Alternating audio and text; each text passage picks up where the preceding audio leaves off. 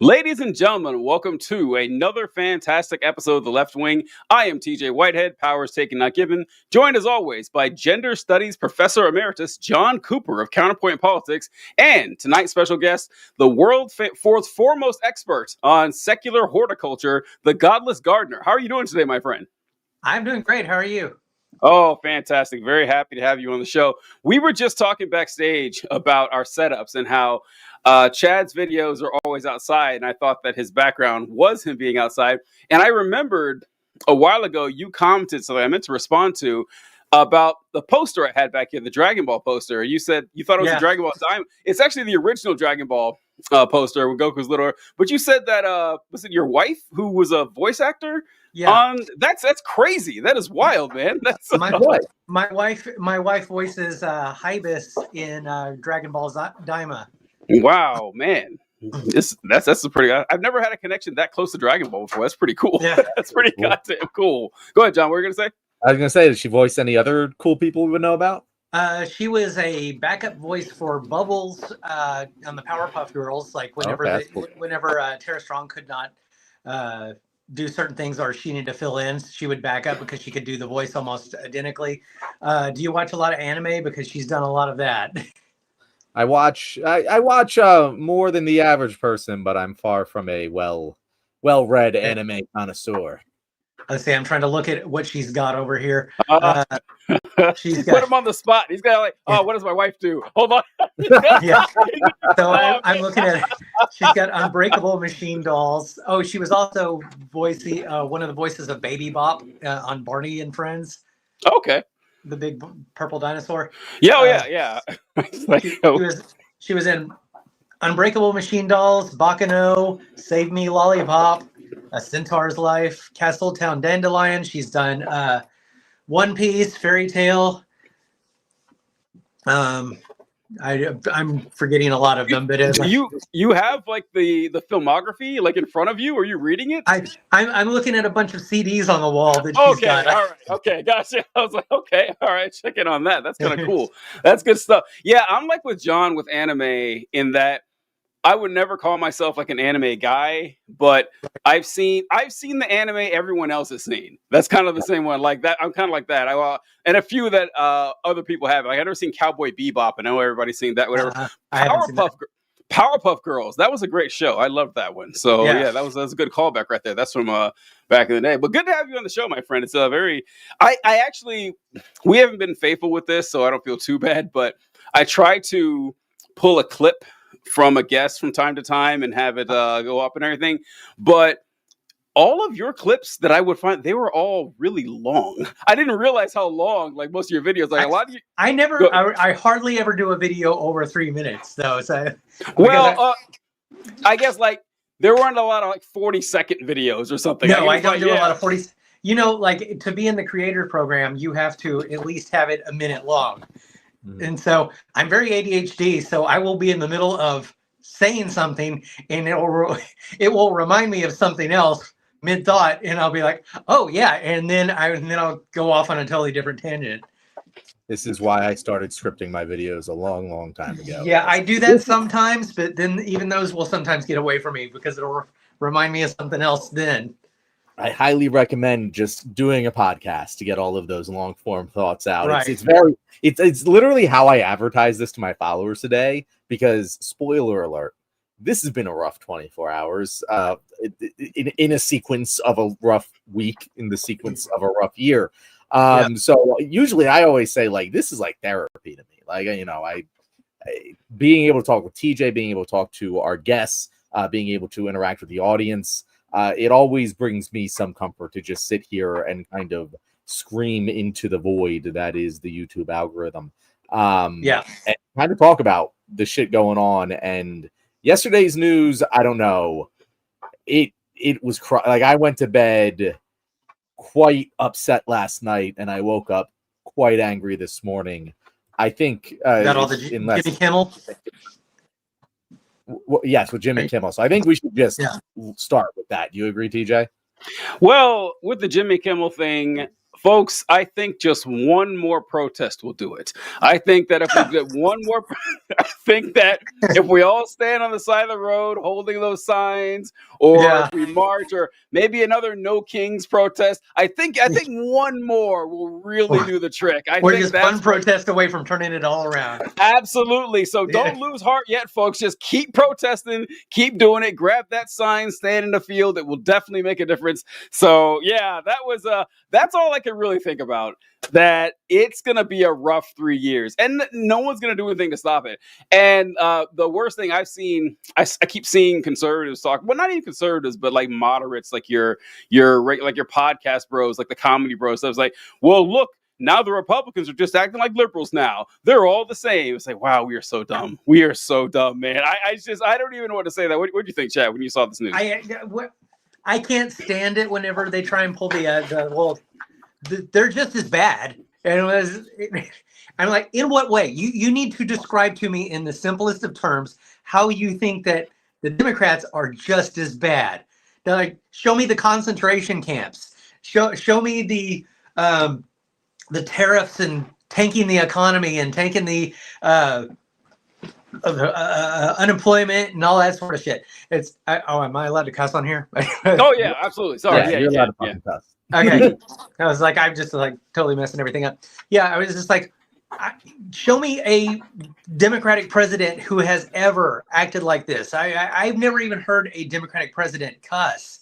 I mean, I know that Johnson was probably known for being pretty bawdy if you think about it, but because there's all kinds of stories about him like sitting on the toilet and talking to his staff and everything. They'd make him go into the bathroom with him. But Trump will just drop fuck shit and everything while he's talking to everybody. And I was just like, show me a president who's done that. You know, go ahead, John.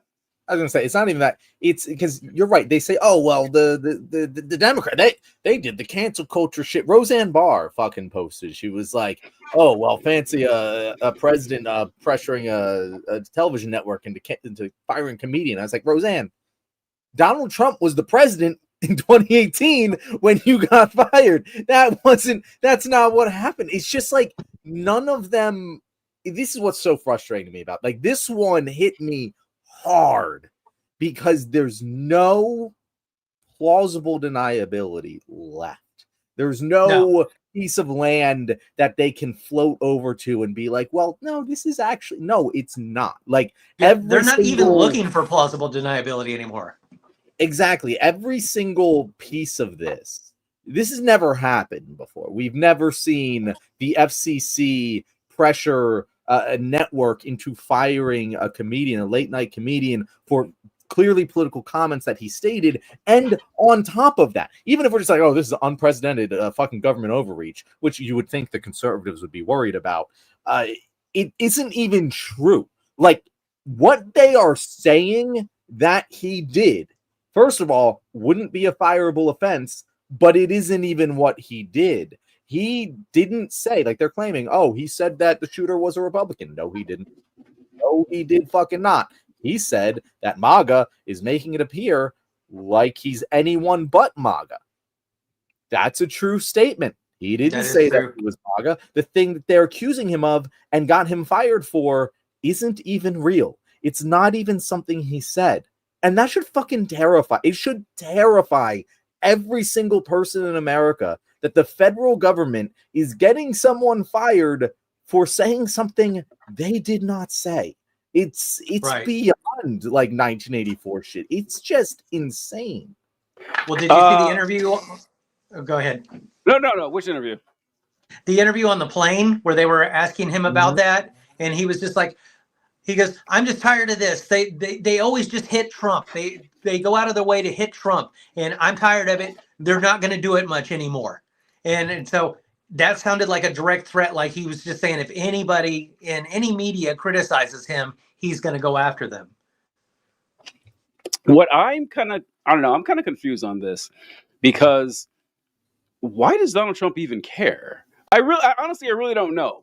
He's just very thin-skinned. Yeah, I genuinely don't know. If I were Donald Trump, and I had already won 2 presidential elections. The Supreme Court is in my pocket. I got control of both houses of Congress. I've done illegal shit every 30 minutes for the past 10 years. And sure, they flirted with arresting me and send me to court, dog and pony show. It's been made very clear that Donald Trump is never going to face any consequence or anything that he's done. Why would I care that the late night hosts are cracking jokes about me or about my political side? It would not, I could not be bothered with something so trivial. And the thing, so start with the Colbert thing. And actually, I've had this thought with Colbert. This might be off the beaten path a lot, because like essentially whatever you guys are saying is correct, that this is an obvious abuse of power, violation of the First Amendment, and everything like that. But what if the late night networks are really just trying to offload the dying concept of late night television and looking for any out that they can? Because that's what my first thought was with Colbert. I don't know. I can see that. Yeah, and it's like, oh, here's an excuse now. Now I have a scandal. Now I can drop this slowly dying concept of entertainment. Now, once again, that doesn't make it right. But I do wonder if they're just looking for any exit that they can. As so Colbert just won an Emmy for his show, though. Well, we know why, right? I mean, yeah, probably because of this. Yeah. No, so TJ, that is I understand why you're saying that, because it's a very realistic thought. And there's 2 levels of why it's wrong. One being, even if like they were looking to offload, why didn't they do it not immediately after being pressured by the government? Like if they were looking to offload Kimmel, they could have done it the moment he said something. They could have done it for any reason. They could have canceled the show normally. Like they could have canceled it just saying, yeah, we're canceling the show. It's not doing well anymore. Each and every time they're saying it's because, or I guess in Colbert's case, they didn't say, they said it was because of ratings. But in this case, you had the chairman of the FCC go out and threaten the network that same day that he got canned. Like, you can't tell me it's a coincidence. And number 2 is what people don't understand about these particular types of TV shows is they're kind of like loss leaders for the networks. Like they don't actually cost that much to upkeep, but they bring constant eyeballs, consistent attention. It's live appointment television, and it allows them to advertise all of their other shows and all of their other stars. And it is much bigger than the advertising revenue it brings in as a show. And so it's very, very questionable that they would want to jettison off of these guys. I mean, network television's in the fucking garbage anyway. Like, there's a lot of problems with it, but it would not be the first, dominoes to fall if that were the case. Like, sometimes there's smoke, and I will agree that this format of television is in its dying days. But you can't fucking tell me that this wasn't a direct result of. Well, the telltale sign is going to be when Saturday Night Live comes back, because he hates Saturday Night Live now, and if he tries to go after them, then we'll know, because there's no way Lorne Michaels is going to let him take down Saturday Night Live. Look, if Donald Trump gets Saturday Night Live off the air, I will start wearing a MAGA hat on this show. Actually, I will start. Its time has come and gone a long fucking time ago. It's just, I don't think it's a coincidence. I'm not saying it's a coincidence. I'm saying it is directly related. And they're like, oh, okay, this is as good a time as it. Once again, I don't know, but it's a conspiracy theory. No, you're right. Like, if it was a big winner for them, like. We talked about this with South Park. Exactly. Yeah. They just spent $1.5 billion on it. They're not going to fucking cancel South Park, even though they're far worse. Trump is going after South Park, so it's going to be interesting to see how that plays out. Exactly. But I mean, it's also the reason, like, this is one of just like the sad parts of it all. Donald Trump cares about Jimmy Kimmel and Stephen Colbert because that is his world. He views reality television as this fucking straw that stirs the drink of American cultural consumption. Like, he genuinely, in his heart of hearts, believes that Stephen Colbert and Jimmy Kimmel are shaping the culture and zeitgeist of our nation. Did you see his tweet? Did you see his tweet last night? He was over the moon. Yeah, I didn't even read it. Like, I just he said that he took down Colbert, and now he's taken down Jimmy. He's like, he said now the other Jimmy and Seth are next. Yeah, because they got worse ratings, if you can believe that. And again, I don't like any of these shows. They're all bad. They're Right, all, yeah. The only good one is John Oliver. That's the only good show. Yeah, John And Oliver. I love John and- Oliver. Yeah, like that's I don't care that these shows are being canceled. I'm with TJ here. I don't really give a shit. They can all be canceled. I don't care. I don't mind them getting canceled. I don't like the way they were canceled. It's not just I don't like it. I'm terrified. TJ, are you? I'm the temperature's rising around us in the pot. Are you like shit? Maybe I'm in danger. Have you started to feel this way? No, not me personally. I don't feel like I am. No, it's like I think that the country is, but I don't know. Chad, you a couple months ago, John and I were having this discussion. I can't remember who the guest was, but we were talking about how, like, what I talked about when the show started, the lack of efficacy of anything we do. Like the protests don't do anything. Maybe if we stop shopping for another day, that'll do something. Nothing fucking gets done with any of these calls to action that we have around here. And the only thing that I thought would work before the election was, maybe it's kind of like we thought that education was the problem. So when people get the internet, they're going to have all this information, and then, nope, that wasn't it. Yeah, that wasn't it. I thought, well, maybe people don't know how bad Trump is, or how racist right-wingers are, or how sexist they are, how bigoted they are. And then the election happened. Oh, wow. I mean, we did all we could to let people know. Didn't change anything. Charlie Kirk got Charlie murked. And then we get floods of eulogizing of this guy. People saying what an angel he was. Women. This guy spent the time he wasn't denigrating minorities. He was denigrating women. Tons of women and women that we all know. Most of the people I've who were upset were women, just like screaming into their cameras. Yeah. So like, there's nothing left. I'm not going to give up. Honestly, even if I want to, I can't. That's not how folks like us are made. But I'm not as optimistic as I was a month ago, and I wasn't super optimistic back then either. It's like the internet has polarized people in so many different ways, and one of them is that the smart people have used it to get way smarter, and the dumb people have used it to get way dumber.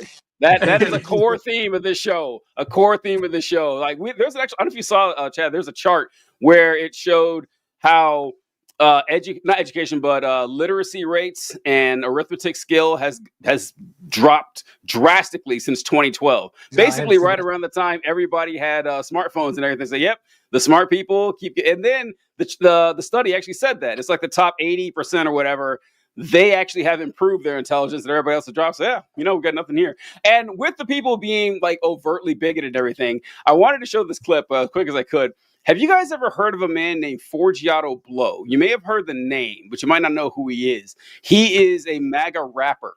He's like one of the fat guys with beards that follows Trump around with the tattoos on his face. Yeah, you know what I'm talking I didn't know his name, but I knew him as soon as you started describing him. So he dropped a song that reminded me of this Key and Peele sketch, and we're demonetized anyway, so it's not going to matter that I play the sketch. But I think I know what Key and Peele sketch you're talking about too. Yes. Oh, do you know the song I'm talking about? Was it when he was playing the country songs? Yeah. And they ended up being really racist. Yes. So this is John. You probably seen it too, but it's worth playing again. And this is like the racism in country songs. Let's see. Oh my God, are you serious? Dude, please. Hey, can I do one more?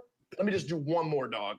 I absolutely promise you that this song is not racist, and it's impossible for you to misinterpret it as such. Okay, it seems like you're about to sing the most racist song so far. Hidey, get me a rope and find me a tree. Okay, I'm out. Come on, man. Hey. Over here trying to sing about a tire swing. Right off an entire genre of music.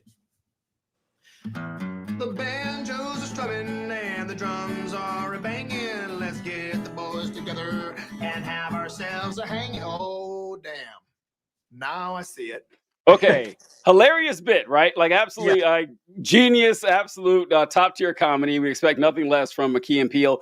But Forgiato Blow released this. I haven't heard the whole song. I've only heard this line from it, but I couldn't help but think of the Key and Peele bit. It's like, okay, this is what I mean that the racists are just dabbing on us now. Okay, they are just taking every opportunity they can to flex the fact that they can be openly racist and no one can say anything about it. And here we go. I don't even know the name of the song, but it's Forgiato Blow, and just let's go with it.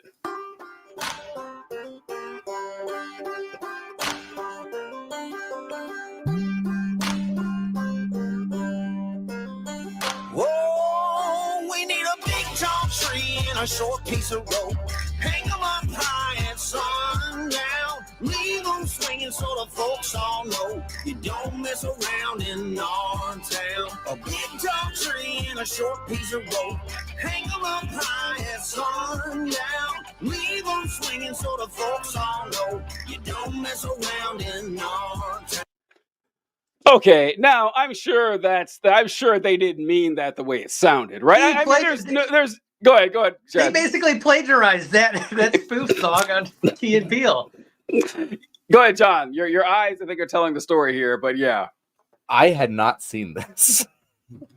When you teed it up, TJ, my mind went places. My mind was like, okay, what could this be? What could they? It looked like a sketch. First of all, yes. You're like playing those two things together. There's no difference between no. In fact, that might have been more racist than that last line of the racist song that made Keenan. Peele. Key and Peele. Yeah, but yeah, Michael Key. Yeah, there you go. Then McKee realized that he was racist there. That was more racist. You're right. That's just dabbing on him. There's no way. There's no way. Okay, I gotta go and look at this song. Like, holy shit, that might have been the most blatantly racist thing I've ever seen. Not like ever in my life, but like mainstream acceptable in my life by a large margin. And they're doing it just to test the waters to see how much further they can go. Yeah. Who's gonna stop them, right? Yeah. Like, who's gonna say? Because, like, John, I remember a couple years ago we did. I don't even know the name of the country artist that we did a segment on him. In a small town. Yeah, that's exact. I literally when I thought back to that, it actually sounded like in our town. Like he's clearly. I don't want to necessarily grant him that he had the intelligence to be making a callback to that song, but like. Oh, we lost John. Well, I think he was making a call back to that song. I don't even know who did the song. It's like, oh, John, we lost you for a second there. Go ahead. I was saying I don't want to give him the credit for being this smart, but it felt to me like he was intentionally being like, remember that song you called Jason Aldean racist for? Hold my motherfucking beer, people. Yeah. I think he was doing a callback to it. Yeah, I think it's just too on the nose. People talked about it. I'm sure he probably saw it as some sort of a tribute to him, being like, all the flack he took for that song. I'm bringing it back. Yeah. What if I could make it more overtly racist? Because it does feel like a bit. Like, honestly, that song would have fit perfectly in the Key and Peele sketch. It would have fit perfectly in there. And when she's like, whoever wrote it knew what they were doing. Whoever the editor that went over, whoever did, it was like, okay, everyone is in on the game here, and you can only take it one of two ways. Either A, they like being explicitly antagonistic towards Black people for nefarious reasons, which is a fair interpretation, or B, they're doing it because they know the agitation will get them attention. And either way, it's pernicious. Either way, it is really bad and not a great sign. Which is why I'm saying that, yeah, we can do this all we want. But the fact that this is, I don't know, like, Chad, we talk about society has degraded so quickly in the last decade and a half. Like, this would have never fucking flown in 2010. Like, it never. 1990, people say, whoa, this is bad. But now I feel like I see something, well, not quite that bad, but, 85% of that every other week. Yeah. And I was the first thing I was thinking about is that they were appropriating Black music. Even though it was comedy, they just said, you know what, that sounds pretty good. Let's see if we can just take that and run with it. And they almost verbatim just kind of made it their own, but they stole from a black artist and tried to make it into like a racist country song because they're like, that sounded pretty good to me. Yeah. Are you telling me that white musicians have been stealing from black artists? That has never happened before in the history of our country. No. I can't imagine. Yeah, I don't know. It is pretty rough out there, but yeah, I that wasn't a major news story or anything like that. But when I saw it, I was like, oh, definitely got to talk about this on the show. That's definitely something that I want to go. Who else am I going to bring this up with? I can't bring this up at work or something like that. Yeah, that's actually at least Elvis society. liked black people. I mean, like. Cultural appropriation has come a long way, and in the wrong way, by the way. Yeah. Also, I forgot. I should have said like 10 minutes ago.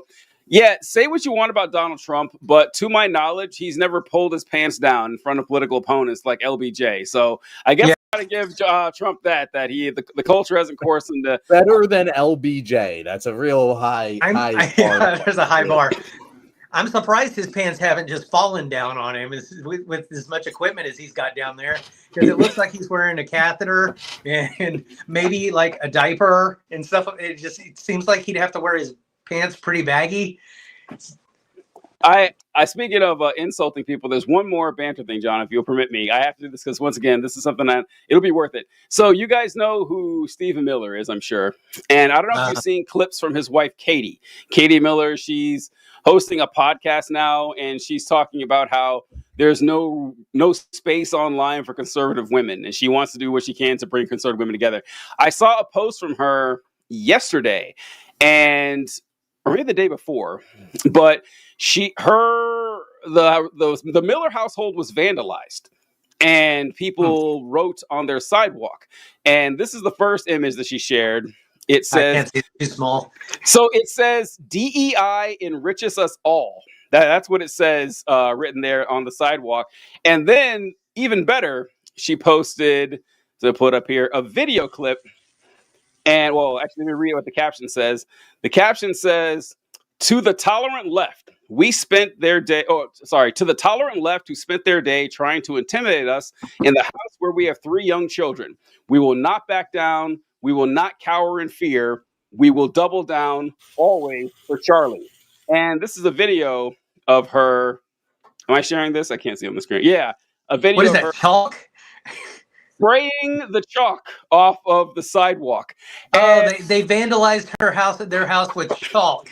Yes, because that's what all good vandals do, right? You go down to Walmart and you pick yourself up a bunch of sidewalk chalk and then write DEI is good on people's sidewalks, and that's what a real vandal does, right? That message is so lame. It makes me think that she wrote that herself. Come on! Whoa! Because I know that's a harsh accusation, but you would think. I mean, first of all, if somebody was trying to get even with Stephen Miller, I'm sure they would use something way harsher than sidewalk chalk, and I'm sure they would say something way worse than that. I'm sure there would be Nazi or something in there. John, are you going to stand for this? You're going to stand for the slander against the great Stephen Miller or Stephanie Miller on this show? I cannot, like, if that, I'm just saying, like, even in like the macho man like world, right? If I felt the way that those red-blooded conservative men do, I could not imagine posting a video of sidewalk chalk. Yeah. Someone painted outside my house saying DEI is good. And you know there's somebody Cooper is bad for democracy. I would be embarrassed. He probably got multiple people messaging him saying, "Hey, bro, I will show up to your house with an AR-15 and keep an eye out for these chalk bandits." You know. It reminded me of this clip, this video. Someone posted it. I thought of it. This is from a long time ago. I think it's during the Obama administration, I think. But this old guy says that some anarchists vandalized his sidewalk or his driveway. And John, if you could, he's standing there over a burned flag, and it says "Blacks Rule" on It's try, and at least this guy used spray paint. At least this guy wrote spray paint with "Blacks Rule" on there. But yeah, it's he got busted, right? Yeah, they found out that that was false or whatever. But yeah, You're telling me that was false. You're telling me a black didn't write that? a black, That's exactly. crazy. Yeah. This Yeah. is man. I just The funniest part about it is how dumb they actually are and think that other people are gonna like buy into that. Like the worst damn messages they can come up with and everything. Blacks rule. You know, like DEI is good. You know, like another one I saw. There's two other ones. Of like someone said some anarchist vandalized her garage, and they put like the anarchist A on there, but the A fit neatly in the circle, and said that an anarchist would never do that. An anarchist would have the A, dragging out of the circle. yeah, dragging out past the circle. Yes. And then another one, a lady said that an Obama supporter like branded a bee or like carved a bee into her face. I don't know if you guys remember this. This is back in the early Obama days, but the bee was backwards as if she drew it in a mirror. And they're like, okay, no, a person who wrote that would have written the bee the correct way. That's the backward way, like you would if you're looking in a mirror. Yeah. Chad, you talk about this all the time, that this fits right in now with the specifically not just conservative, but the Christian conservative persecution complex that they are always they love to feel persecuted. What you were just talking about, though, reminded me of another thing. There was a person who had I believe it was a Jeep Liberty or something, and somebody spray painted a swastika on it, but they spray painted it backwards. Oh, I remember that one. Huh? You don't remember that one? I remember that one. Yeah. So yeah, you would think that somebody who was really a Nazi would know how to spray it correctly, like. But yeah, I think these people want to be seen as victims. They think that they see these black people or some other minority group getting special treatment in their eyes for being seen as a victim, and other people coming to their aid and like, oh, that's horrible. I can't believe people treated you like that. And it just seems like these Christian conservatives are like, I want in on that. Yeah. I want people to fawn all over me and just be like, poor you. You poor thing. Yeah. Well, speaking of people who have been unjustly persecuted, how about our boy Charlie Kirk, John? Do we want to talk about this guy for a bit? All right, yeah. We'll move on to Charlie Kirk here. So I wanted to put Charlie Kirk's quotes in context today. Before you, I just wanted to put a little note on that. The persecution thing is so obvious. Like it's so they crave being persecuted. I don't know what it is. I don't know why it is. They're like, oh, it's attention. It's attention. It's whatever. But it's so obvious here with the Charlie Kirk stuff. Like they need this to be a left-wing conspiracy against them. That they just need it. They absolutely need it. They're upset the way that their life turned out, and they want some sort of sympathy for it. But they can't just say my life sucks. They have to try and make themselves look like victims so that they can get that empathy one way or another. Which is why I say we got to lean into that on the left. We got to give them someone to blame that isn't the immigrants and the fucking black people and the fucking everyone. Well, Tyler Robinson did his part. Yeah. That's the YouTube. He meant he did his part in exemplifying the badness of political violence. In case that is what Chad meant by that, YouTube censors. But no. Okay, so. One thing that has happened since the Charlie Kirk assassination is that people started, first of all, venerating him. And when I say people, I obviously, like Donald Trump and the whole fucking MAGA crew, venerated Charlie Kirk. But even fucking like liberals, like fucking Ezra Klein is writing in the New York Times, Charlie Kirk did politics the right way. And the rest of us who have been paying attention to Charlie Kirk for the past, I don't know, several fucking years, we're like, no, he fucking didn't. Charlie Kirk was a racist, a white supremacist, a Christian nationalist, a fucking misogynist. He was all of these things. He does not deserve to be venerated in any way, shape, or form. And people started sharing quotes, that things that Charlie Kirk said, and it pissed people the fuck off. And people were like, yo, you're taking him out of context. So today, we're going to be putting him in context.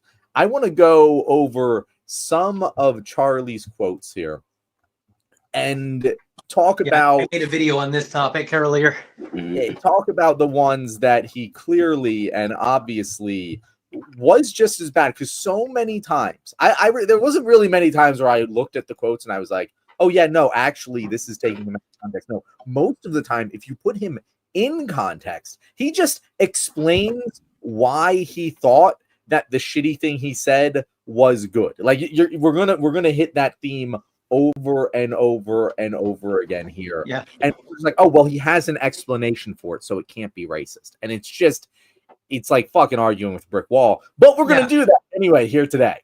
So TJ, are there any quotes that you want to start us off with here? Oh boy, I'm trying to. You made a video on this yesterday, didn't you? Me on Charlie Kirk? Yeah. Which one was it? The one where you said that he was saying, where you were having to unfriend people online that you thought were smart, thought were friends. And stuff, and they were just like saying how lamenting they were over Charlie Kirk's death and stuff. And you're like, this is a guy who said something about marauding blacks. Marauding blacks. Yeah, marauding blacks. So someone commented on that video and said, shout out to Charlie Kirk for using like language from the 1200s. Marauding, really? You're saying that and stuff like that? But yeah, the go-to one, I'm sure John has this ready pulled up, but the Civil Rights Act one. And we discussed that yesterday. That there have been a few cornerstone achievements in the United States that pretty much everyone has always been proud of, like the Declaration of Independence, the First Amendment, women's suffrage, the abolition of slavery, the 13th Amendment. The Civil Rights Act was always up there. It's always been up there. And then, like John has it up here, we made a huge mistake when we passed the Civil Rights Act in the mid 1960s. John, I'm taking this out of context, right? I mean, maybe this is a good thing. Maybe he's right about the Civil Rights Act that took us down the wrong road. Yes. So, and again, this is what we're going to be doing. We're going to be steel manning Charlie Kirk here, right? So what I'm about to play here, I'm going to take this off the screen. Are you going to play the rest of the context? Because I know what's coming. By the way, he said this many, many times. So I'm going to play a video, and I'm also going to read a statement from Charlie Kirk about this, right? But this is one video that, again, I couldn't find the original video. I saw this woman quoting it, and we'll just go right here. All right, we got this up on the screen, and this is what he said, right? Parts of the Civil Rights Act were great, but the way it's now being implemented to force men in female bathrooms to push forward of the trans agenda, the intent of the Civil Rights Act is way beyond what it was originally authored for. But the intent specifically originally... Well, that's interesting. So the intent and the law are different things. So the intent was noble, which was to say that no American can be not allowed into a place of business based on the color of their skin or their ethnic heritage. Totally agreement with that. Totally agreement with that. Totally agreement with that. That's not what the law only did. It created a massive anti-racist DEI army that then gave us affirmative action. For example, recently, Merrick Garland sued used the Civil Rights Act, saying that we cannot have voter ID in certain states because it's a violation of the Civil Rights Act. So basically what the Civil Rights Act did is that it went beyond disparate impact and then went to disparate effect, in the sense where if Black Americans are not doing as well as white Americans in a certain category, you can now use the Civil Rights Act and say that's a violation of the Civil Rights Act, even though there might be other contributing factors. Does that make sense? So I'm also going to read this quote from Charlie Kirk here, and actually we'll put this guy back on the stage. But I'm also going to read this quote from Charlie Kirk. I couldn't find the actual video. I know I saw this, but I legitimately was just looking for this forever. But I'll just read it here. Charlie is asked by a student, you would get rid of the Civil Rights Act. And he says, no, I think you should have a one-page bill that says racial discrimination based on race is illegal and will not be tolerated in the United States of America. Most Black Americans don't support men and women's sports. Would you agree? Student says, hell no. Charlie says, yeah, I know. No, for sure, right? Believe it or not, the Civil Rights Act is now being used to keep men playing in women's sports. So the Civil Rights Act was used to help Black America originally. Totally get that. But now the way it was written is that any claim of identification, so if someone says, I'm a woman, therefore I can compete in your volleyball team, they come in with a civil rights claim. And so what we're saying is, no, it should be specified to be racial, not gender, all that other stuff. So here's the thing, guys. Here's the thing. If your explanation for why the Civil Rights Act was a mistake is entirely filled with statements that are not true in any way, shape, form whatsoever, that context doesn't help you out. In fact, it makes it far worse. You are just lying about the Civil Rights Act being used to just anyone who says they're a woman can now play in women's sports. Hasn't fucking happened. You find me a fucking case where someone used the Civil Rights Act to say, I'm a woman, that's it, no other fucking context, I'm going to play in women's sports now. Never fucking happened. Right. And even if that were the case, even if that were happening, saying the Civil Rights Act was a mistake isn't the way to make that argument. No. Because the people who say the Civil Rights Act was a mistake are the white supremacists, are the racists. They've been saying it ever since they opposed it when it was originally instituted. You can make the point that Charlie wants to make of, hey, I think that maybe things are being taken too broadly here and we're interpreting this too much, without feeding into white supremacist propaganda intentionally by calling question to the Civil Rights Act as a whole. Someone who was actively trying to not support white supremacists, like all normal fucking people should, would do that. Charlie Kirk chose not to. And that is why adding this context does absolutely nothing to dissuade this is a white supremacist fucking statement. Yeah, well, that's why he did it. He's basically saying this started out as a good idea, but now they've corrupted it so bad that it's not even what it used to be. So maybe it would be better if we just got rid of the whole thing altogether and started over with no intention of actually starting over. Yeah, this is sorry. I actually hadn't heard that last part with Charlie Kirk's explanation saying that the Civil Rights Act, well, it's good. I'm saying the Civil Rights Act is a good thing. Trust me, guys. I'm not against it in any way. But I don't like the way it's been interpreted, that it's been taken too far and stretched beyond its original intent. That's a strange argument because I feel like you could use that against anything. Because for example, Obergefell, the decision that legalized gay marriage, or the Supreme Court legalized gay marriage and everything, they based that on the 14th Amendment. I haven't heard anyone say the 14th Amendment was a mistake. I've never heard anybody say that. And the 14th Amendment is used. And he's argued against Obergefell without saying the 14th Amendment was a mistake. Right. Hasn't happened. You could say that certain bail procedures, certain like cruel and unusual. This is what's so absurd about people saying that the founder's intent is a sacrosanct, and like whatever they actually literally meant, like whatever came from James Madison's mind through his hand to his pen, that's the way we should follow it. Nobody fucking believes that. No one ever has. Now, granted, it is a simplistic and logical thought process. I'm not saying it doesn't make sense the way they're saying it, but it's not the way anyone's ever used it. And the Eighth Amendment is what I always use on this, with cruel and unusual punishment. What James Madison considered to be cruel and unusual is not what you consider it. It's not what someone 100 years ago considered it, and it certainly won't be what someone 100 years from now considers it. It changes with society. I'm sorry, that's how it is. But I've never heard one person say the Eighth Amendment was a mistake because we have different interpretations of cruel and unusual punishments.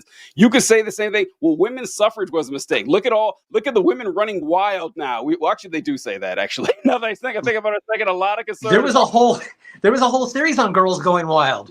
Yeah, yeah.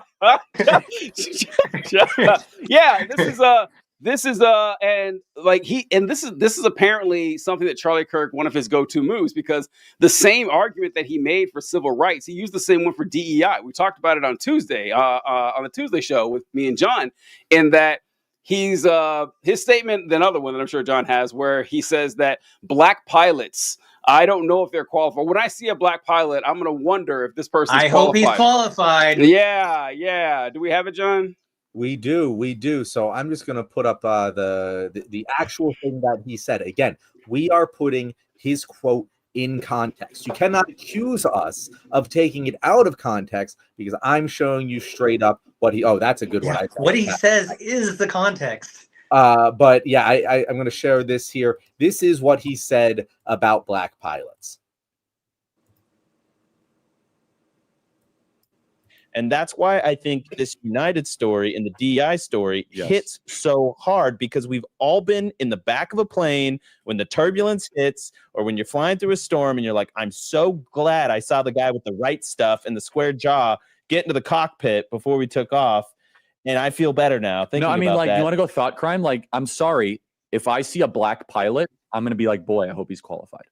Well, that's the you wouldn't have done that. You wouldn't have. You wouldn't have done that before. That's not an immediate. No, you wouldn't have done that before. That's not who I am. That's not what I believe. It is the reality the left has created. And that's why I think this United story. And so, same thing here, where he says, "Oh, that's not who I am. That's what I believe." Here's the thing. Charlie is not an idiot. I just want to make that very abundantly clear. People say I never say good things about Republicans. Charlie's a guy. He's not anything now, John. Charlie was Mark. That he knows. He's well aware that there is not a single black pilot in this country that has not passed the same exact standardized testing and requirements for obtaining their pilot's license as a white pilot. Not a single one. Charlie Kirk is aware of this. Again, if you're a Republican, you're watching this, you might be like, oh, no, that's not true. It is. Go fucking look it up. Okay, bro? And Charlie knows that.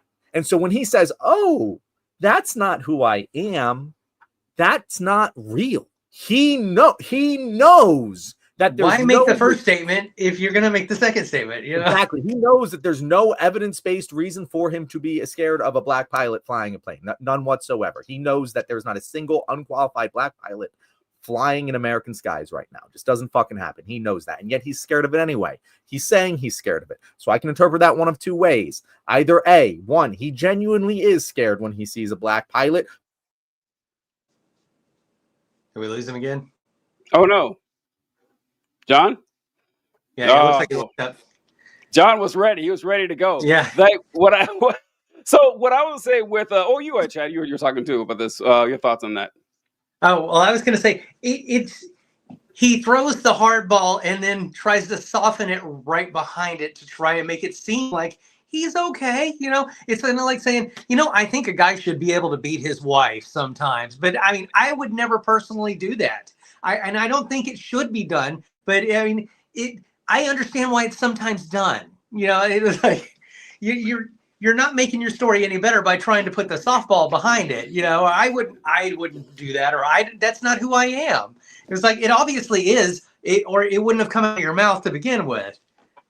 And apologies to the audience here. I keep cutting out because my house is having electrical problems. We tried to fill in the hole. Wait a minute. I hope so. I felt like I was on a heater too. But I was saying, kind of what you're pointing at here is, the other option is he knows there are racists in his audience, and he is trying to give them a permission structure to say things publicly like he just did.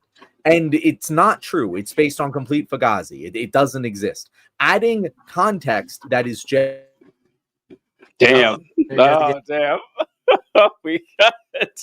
This is a rough one today, folks. I'm sorry, Ed, you had to walk in on this one, Chad. No, it's okay. So what chart? Oh, go ahead. Usually whenever somebody says that sort of stuff to me, though, as I say, I want them to show me the context. Play me the clip that they think he is saying. It's like, show me the rest of the context. Because a lot of times they want to show me the things that he says, like at the end of his speeches, where he's just kind of like, hey guys, it took a lot of guts for you to come up here and talk to me like this, and I'm just deep down wanting to have a human connection, because the moment we stop seeing each other as humans, that's when violence begins, and that sort of thing. And people hear that and they're just like, oh yeah, that makes a lot of sense. He's making a good point there. But when they play those type of clips and everything, that's not who he is. That's how he tries to soften up what he said at the end, so you're left with a better taste in your mouth. Yeah. All right, John. Third time's the charm. What do we got here? Oh no! I think he's locked now. I thought he was like actually deep in thought, paying attention. Yeah, I thought he was deep in thought too. Just like All right. So what I was going to say about Kirk here is Kirk is playing There he is. All right. Kirk is playing Republicans' favorite game, which is look what they made me do. They love this. They love saying, Yeah. well, I'm not actually a bigot. I'm not a racist. I'm not a homophobe. But the society that you created has forced me to be one. That I don't have a racist bone in my body. That is not how I operate at all. Why are you making me be like this? Exactly. I don't know why you're forcing this racism out of me. Where did it come from? It came from you, actually. You're the real racist. Yeah. They play this game. Yeah, go ahead. I'm never like this. I am never like this. The fact that you are being so hostile towards me, it is pulling it out. Like, oh, okay, so it's my fault that that all of a sudden racism just left your mouth. You know? Yeah. John, I had said 3rd time's the charm. If you want to go ahead and try this again. I think we're on 4 now. I don't even know what I was fucking saying anymore. That's all right. This has been frustrating. You were talking about the pilot thing. Yeah, no, I mean, again, it's what we talked about this on Tuesday, by the way, and I thought we did an excellent job. No internet disconnects. It was fucking fantastic. Yeah, like it's just like you adding context that is blatant lies doesn't make this any better. And even if it did, like there's no evidence. Like even if there was some sort of lower qualification for black people, which there isn't, there's no evidence that fucking planes are falling from the sky that are flown by black pilots more than white pilots. So again, they're doing just fine with it.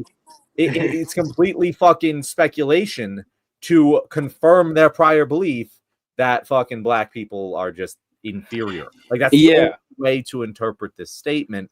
And again, like this is again the same guy that said there's fucking marauding black gangs going around. I would love to play the context of that, TJ. I can't remember a single plane crash that had a black pilot either. Like whenever I see stories about plane crashes, I've never seen like the picture of the black pilot. You know, I did see that Denzel Washington movie, and but he said he was able to do that while he was tanked on alcohol, while drunk, and like 200 people on the plane. Cocaine. Yeah, and he was able to roll the plane. Flew inverted, crashed, only killed 2 out of 200 people or something. So look, maybe we need more black. Yeah, it is that. I don't know. This is something that bothers me with this too. Is one of the earliest videos I made on my TikTok account. I talked about this oddly enough, a similar thing that Charlie Kirk was talking about. That I said that,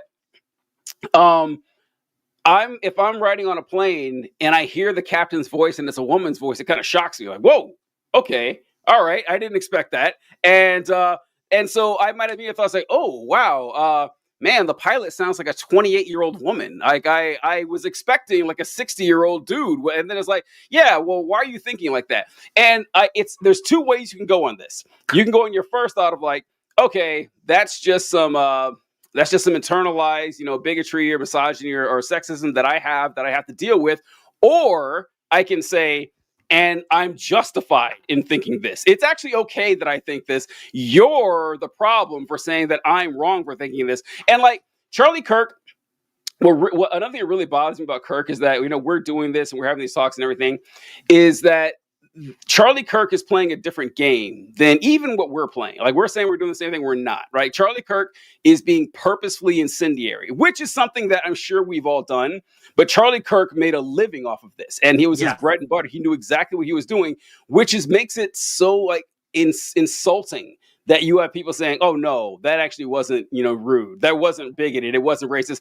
Folks, he was trying. If you can't fucking tell that he was trying to be racist, you're a moron. Okay, you're an idiot. He wasn't being accidentally racist. I think they get better and better at this all the time. And so maybe I've just seen it for so long, it's just obvious. But I'm expecting, I don't know if I gave this example in the show, but I'm expecting somebody to finally come out and say, I think black people are animals. I can't, they're going to say it. And then people respond. They say, well, all people are animals, right? All human beings are animals, right? I don't know why you're upset. We're all in the great ape family. Exactly. We're all apes. We're all part of the animal kingdom. You're actually being scientifically illiterate when you say black people aren't animals. That is the same game that they're doing. Yeah. And it's like, how are you not noticing what's going on here? But they're like, I don't know. I've never heard him say anything racist in my life. I don't know what's happening anymore. It's just, it's insulting that Charlie Kirk,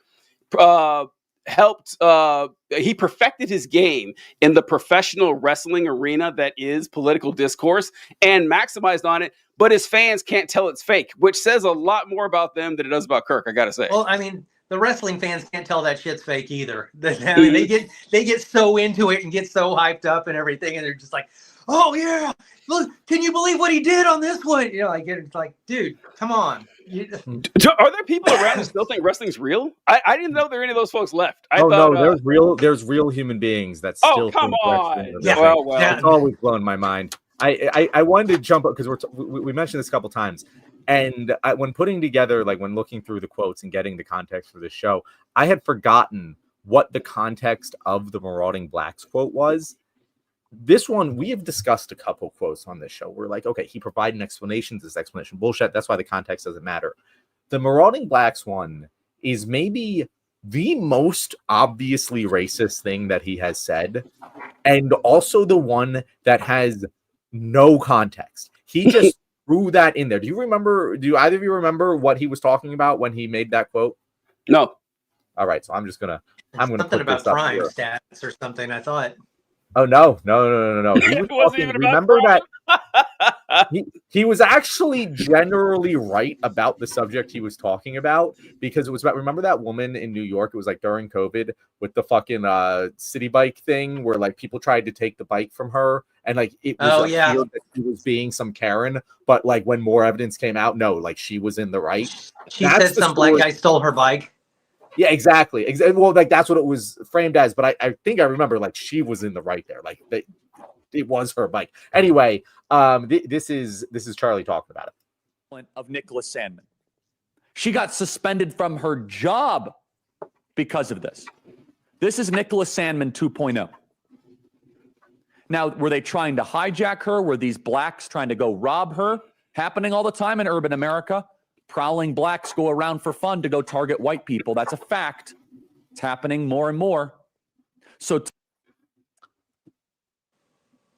wow, it was. Tariq Nasheed, who's a bigot and a racist, that he just moves on Twitter, says this, and he was the one that really. Yeah. So he just moves on there. He just injected that comment without context. Yeah. By the way, guys, don't you know marauding blacks are going around attacking white people? They're just prowling neighborhoods looking for white people to attack. I feel like I live in a different fucking country. Like what fucking media do you watch? What the fuck do you consider racism? If just being like, by the way, guys, marauding blacks are going around fucking killing white people. Like that's just A, again, isn't true. B, why the fuck are you saying blacks like that so many times? Yeah. And C, why are they marauding going around attacking white people? Again, like this is just pure racist rhetoric. I don't know how anyone can interpret otherwise. There's literally zero context to this thing. And they make it sound like a slur when they say blacks. There is just like they've got blacks running around these neighborhoods, prowling. You know, like TJ, what are your thoughts on this topic? Okay, all right, listen. All right, so first, I want to talk about this comment here that Colby wrote. Said, John, you're forgetting that Democrats voted against the Civil Rights Act and started the Confederacy. I love when they pull this stuff up. We already know the history lesson on this, but you got to remember, Republicans started affirmative action. That's a good thing you can turn on them. That affirmative action was started by a Republican in like the late 60s, early 70s. And so, okay, so I guess you guys aren't for Republican policies after all. So use that if you ever had that ammo thrown on them. But yes, that was wild. I expected more from Charlie Kirk. I expected him to try a little bit harder for the racism on that, but he just I like that he said, that's a fact. just said it. And when you bring this up, I'm sure you guys have. Like, what defenses have you heard from this? Because I can guess what they would probably say. They would probably say something like, well, if you look at crime stats, as normal people do, as they dig through the data on this, that black people are statistically more likely to commit a crime against a white person than a white person is against a black. That's 1354. Right? Well, yeah, that one they saw. Yeah, that one's an interesting one too, because they talk about black people are 13% of the population and commit 50% of the crimes. Interestingly enough, black people are also 50% of all exonerations. Even I was shocked the number was that high. 50% of exonerations are black people, which, if you guys are doing the math here at home, that means black people are more likely to be falsely convicted in the first place than anybody else in the United States, which kind of seems to be like a feedback loop, maybe, of why these stats are so bad. And Go ahead. The stats is wrong anyway. The way they frame it is that they commit 54% of the crime. They are arrested at a 54% rate. It's not they committed the crime. They just got arrested for it. And like you said, they get exonerated most of the time. It's just that there's racist ass cops that are arresting them. Like twice, like black people get arrested for like drug possession twice as often. Oh my God! Yeah, I think it's twice. It might be more. Is it 4? It's 4, at least for marijuana possession. I remember the study. Yeah. So the more studies you look at on this, the more absurd these talking points become. That even if you already understand like why crime actually happens, that crime, like there's no crime gene that's passed on through melanin or something, like it doesn't work like that. It's all socioeconomic. So if you just take that out of the equation, that every study you look at where it shows that, you know, black people and white people use drugs at roughly the same rate, but specifically marijuana possessions, black people are 4 times as likely to be arrested than white people. That black and white teenagers, when convicted of crime, same circumstances, same weapon being used, non-weapon being used, same age. Black people or black teenagers are sentenced to juvenile twice as often as white people are. And there was a study, I think it was out of DC, they did, where they checked the times that drivers were pulled over, and black people and white people had a huge discrepancy during the day. During the day, black people were way more likely to be pulled over than white people. At night, though, it was almost exactly the same when you couldn't tell who was driving the car. Wow. And it's just every time you do, it's like, okay, I think maybe there is some like a little bit. And what though refers to that, well, you can't find any laws anywhere or any city ordinances that say we're going to target black people more. You don't fucking need one. You don't fucking need one. That's not how this works. You don't need it. And I love that you brought that up, Chad, or you and John both talk about this. This is something I mention all the time with the blacks thing, that this has been something that's been interesting to me. Like over the years, I like noticing how different cultural mores change and how people refer to groups, because there was a time when, what did they used to call Hispanic people? It was like Tejanos, mestizos. I remember there was like a short period of time when people would say that. Now no one says it anymore or anything like that. But, you know, black people has changed over time, from Negro to colored to African-American to black. Like just in, we've seen this over the last 50, 60 years or so. And with the term blacks now, no one says it, or only certain people say it.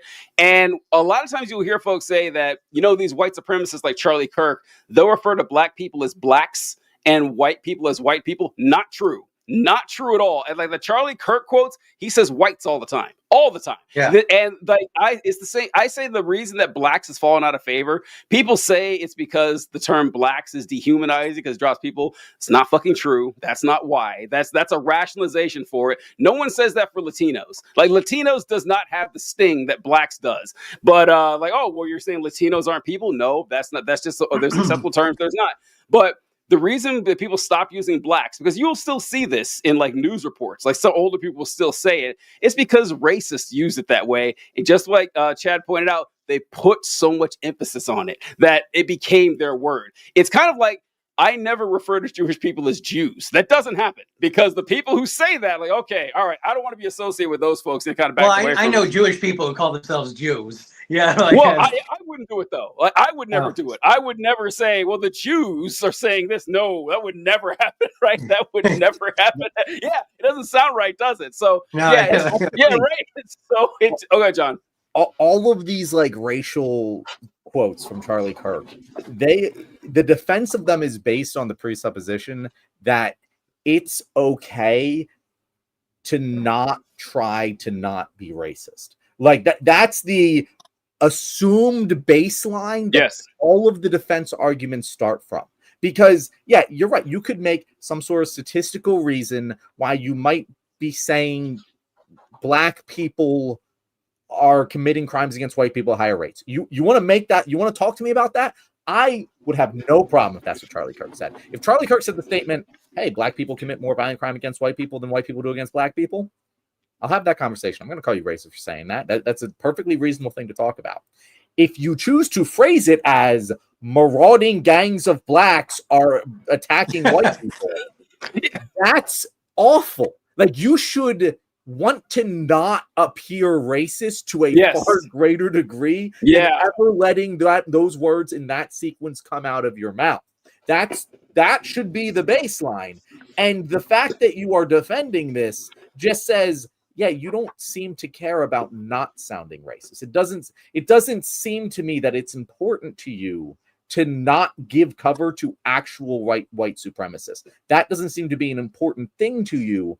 And I've never heard a good explanation as to why, other than we shouldn't feel bad about being white, which is not what the fucking argument being made is. They pretend that language has no connotation. This is what, like, if you're arguing, like in middle school, unless you're Jimmy Kimmel. Unless you're Jimmy, that if you're arguing with a child, like, or a middle schooler, and they get, persistently and annoyingly pedantic, and say, well, actually, the word means this, and I don't know why you're being such a dick about this. It's kind of like technically, if you want to get absolutely technical, the term wise man and wise guy mean the same thing, right? It means the exact same thing. No, it doesn't, right? But if you call someone a wise man, you call someone a wise guy, you're saying two different things, and they pretend that's not the way language works. And which is once again why it's so annoying that people aren't picking up on this and pointing it out, because either they're being dishonest or they're just incredible idiots. I don't know what to say. Yeah, nobody's like, hey, watch it there, wise man. Exactly. Yeah, it's annoying as fuck. I hate it. Yeah. And that's just talking about like some of the things that he said about black people. Honestly, I think the things that he said about black people are even less blatantly racist than the things that he said about Muslim people, because that doesn't even, he has said, and again, this isn't a quote, this is just tweets that he said, Islam is incompatible with Western civilization, and Islam is the sword the left is using to slit the throat of America. Ooh, yikes. It's basically the same religion that he follows. It's the Abrahamic religion. You're literally saying this religion is bad. This one specifically. Yeah. I don't, like, if he said that about Judaism, guys, if he said the left is trying to use Judaism to slit the throat of America, yeah, what the fuck do you call that? What the fuck would you say about that? So why is it I don't think we would be able to say much before AIPAC got a hold of him. They would use a different phrase. I think if they were doing the Judaism thing, they'd say that, the Jewish religion is trying to crucify America or something like that. They would go down that road or something, make it a little more. Or TJ, you might say something like, Jewish donors have been the #1 funding mechanism of radical open border neoliberalism, quasi-Marxist policies, cultural institutions, and nonprofits. This is by secular Jews, and now it's coming for Jews, and they're like, what on earth happened? And it's not just the colleges, it's the nonprofits, it's the movies, it's Hollywood, it's all of it. You might say that if you're trying to say something anti-Semitic about Jews. I don't know who said, oh wait, no, that was fucking Charlie Kirk too. Yeah. Once again, I do want to get your thoughts on this, John, because Chad said something that you let slide, that you have not let me slide with, and I'm not going to go down alone on the ship here. So I argue that I say that the Abrahamic God is the same in all three religions. John says it's not. John says no. Like, what John says is that, sure, the Abrahamic God of Judaism and Islam might be technically the same God, but that's like saying that the Adam West Batman and the Christian Bale Batman are the same character. They're not. They're very different. So, yeah, I want to hear you go after this, John, because you have another person who agrees it is the same character, but you're not on board with that. It's the same God. They all worship the same. Like, technically, he's the same God. Same God, like, different prophet. And guys, no, it's different fucking God. It's different fucking God. In Christianity, we have two separate gods. The New Testament God is the same character as the Old Testament God. Yeah. The New Testament God says, hey, someone hits you, turn the other cheek. Old Testament God says, commit genocide against the Amaleks. Like there's completely like the Old Testament God commits multiple genocides, and the fucking New Testament God's like turn the other cheek. Different characters, completely different people. They are not the same. And again, I don't know Islam enough to say, hey, this guy's definitely different, but I would wager that they're very different characters. Well, I Yeah. I haven't done like a deep dive into the Quran, but I have, when I was doing my deconstruction journey, I did like learn a bit about it and everything, and a lot of the Quran is kind of like the Bible, like the New Testament. They do preach a lot of peaceful type things in there, but there is a lot of things that they say that you should not do, and if you do, like you should have your hand cut off, or you should be stoned to death, and that sort of thing. And that's why I always feel like same God, different prophet. This one is the Christian Bale Batman, where this one is like George Clooney, you know? Like, Yeah. But the point does stand that if there's a lot of overlap between like the Taliban and the Christian right in the United States. They're far more similar than they are different. yeah, they're both hate groups. Yeah. They both want an oppressive, sexist, at the very fucking least, religiously homogenous society where, you know, everyone follows the same rules and the same structure. Progress is limited, and they look to the past. Actually, I have a clip too. I just thought of this clip is one from, hold on, let me see if I can find this here and share this bad boy. And I'm pretty sure it's Charlie Kirk talking about progress. This is from one of the best TikTok creators out there. I'm going to go ahead and I think I got to remove John's from the stage here.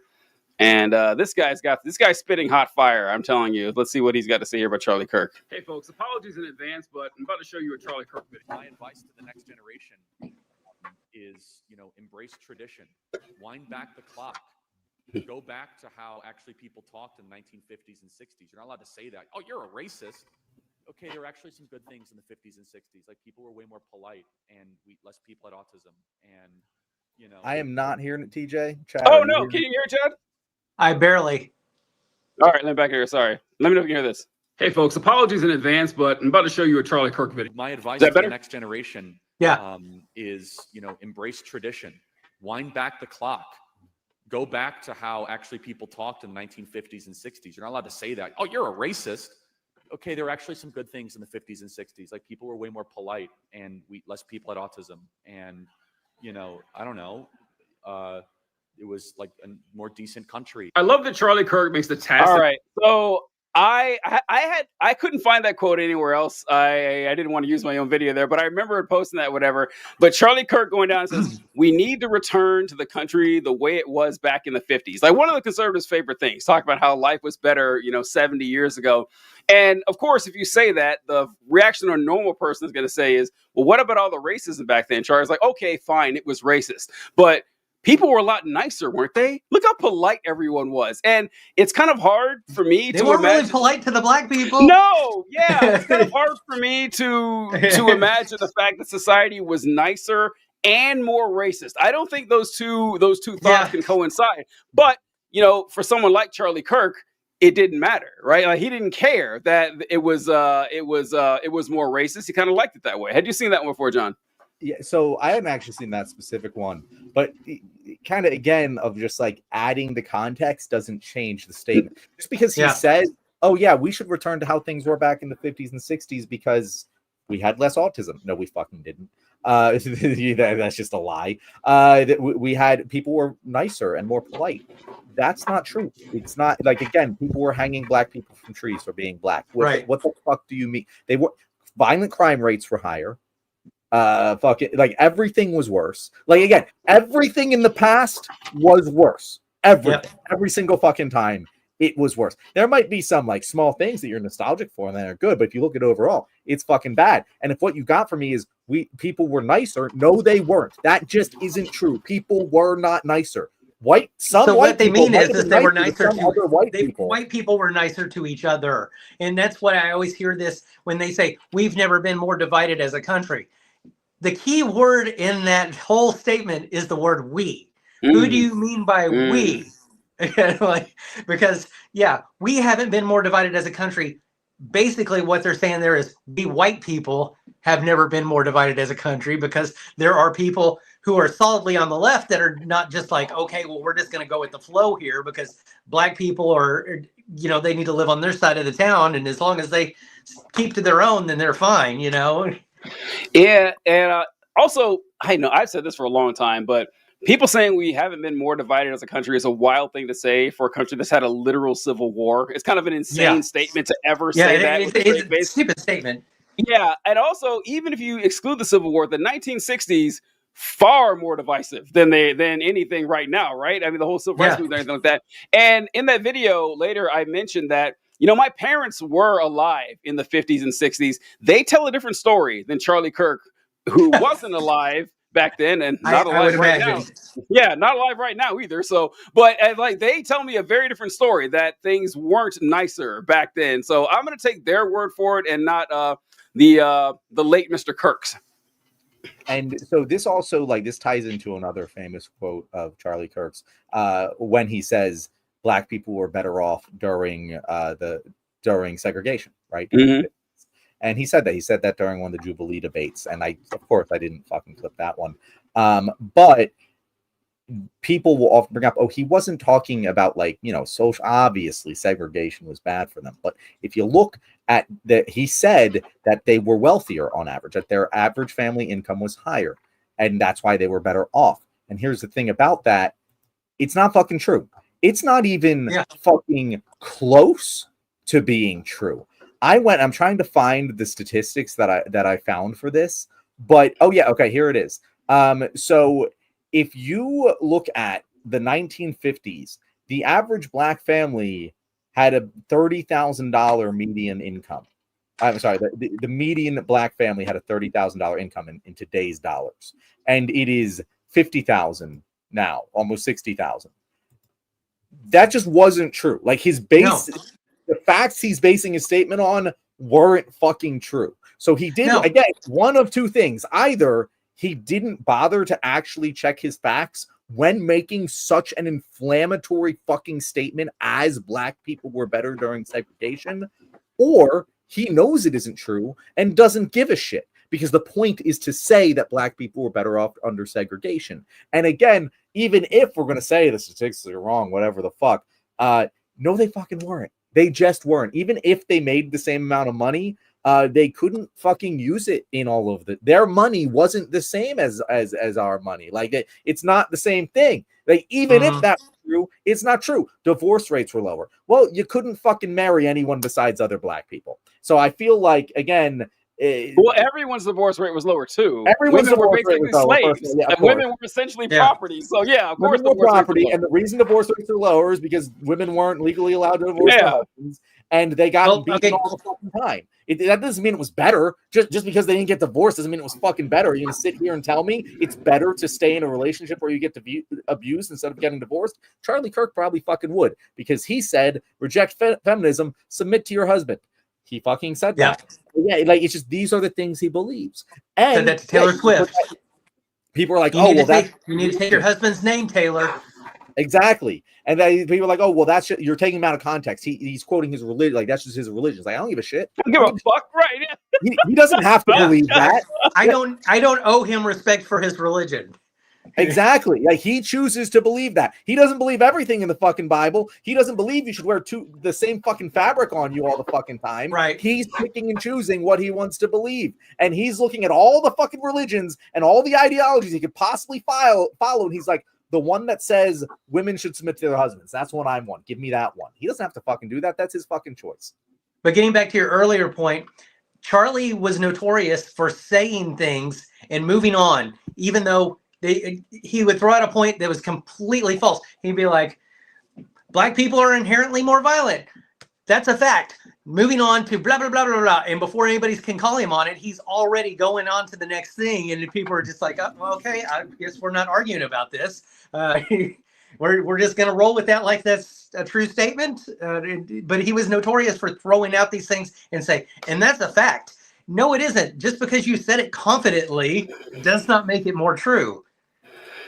Yeah, it's one of their greatest hits, and this reminded me of someone we're not talking about, but I thought of it right away when you mentioned Charlie Kirk saying that black people were better off in those days. You guys are familiar with our friend Byron Donalds, right? I know John knows who this guy is. Chad, you familiar with Byron Donalds? Favorite people. I might not know the name, but I might know who you're talking about if I saw him, like the rapper you were talking about earlier. He's a congressman from Florida, and he was at some meeting last year, I think, and he was talking about how black people were better off during Jim Crow. Oh, yes. Okay, I do remember this. The black family was together. That's right.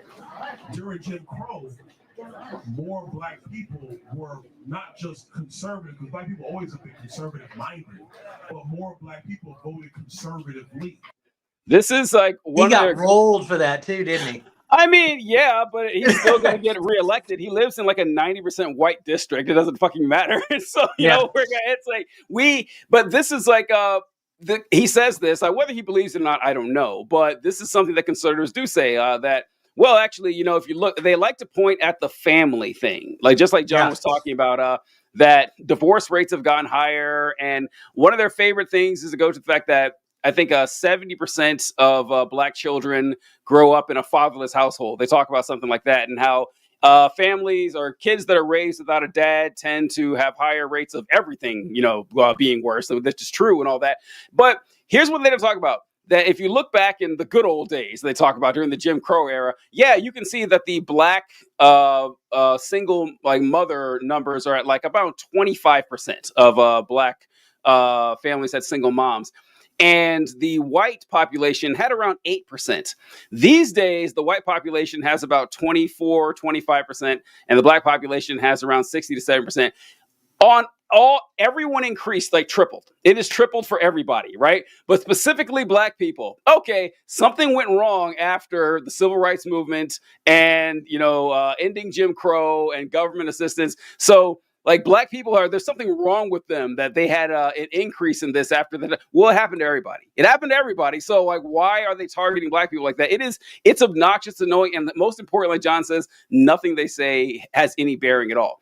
I don't give a fuck if more black people were married, if less black people are married now and commit fewer crimes, if black people have higher standard of living, if black people report higher levels of happiness, are less likely to be, you know, lynched. I mean, everything essentially is better for black people now than it would have been in the 1950s. But they're like, well, more black people were married back then, so maybe they had something right. And like I said, when you have a dumb audience that kind of rolls with them, it kind of works.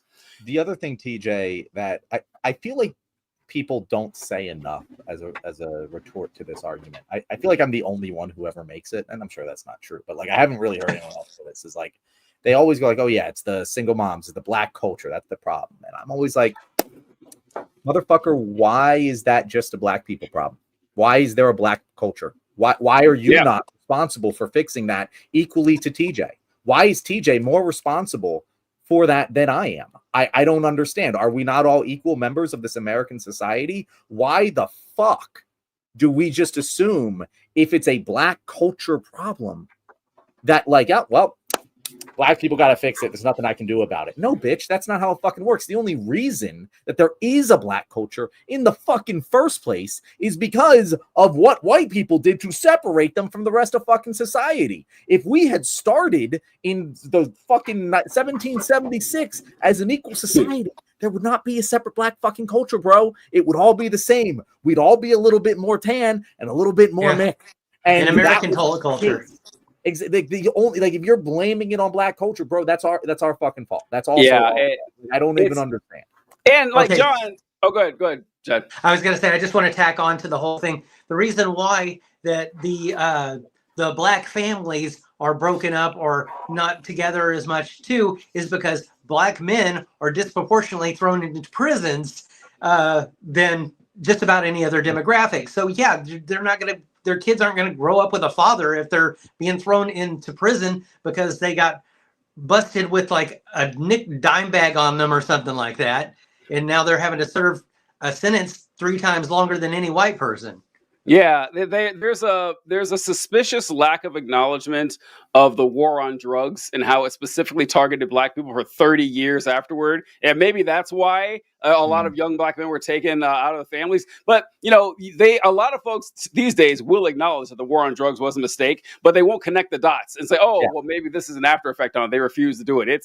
It's frustrating and it's incredibly annoying. I hate it so much. All right. I didn't realize how much time we spent on that, John. It's already 7:00. We have to. Okay. So let's shift gears real quick to, well, actually some more Charlie Kirk. So it fits Charlie Kirk as well with this investigation into the man who shot Charlie Kirk. Sounds like a John Wayne movie or something like that. I do have to say I was surprised how quickly this has evolved over time, because when it first happened, I was surprised they didn't catch the guy immediately. I thought they'd have caught him in that day. And when they didn't catch him that day, I said, oh, man, this guy can get away with it.